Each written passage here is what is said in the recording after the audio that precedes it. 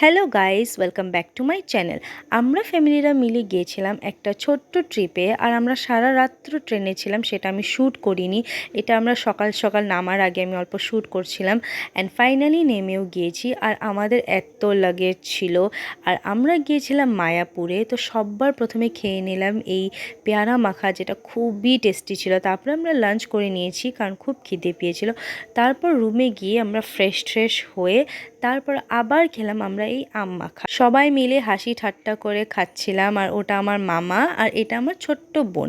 তারপর আমি অল্প বিকালে ঘুরতে যাওয়ার জন্য রেডি হয়ে গিয়েছি। আর এত সুন্দর দৃশ্যটা দেখে একদম মন ভরে গিয়েছে, খুব এনজয় করেছি।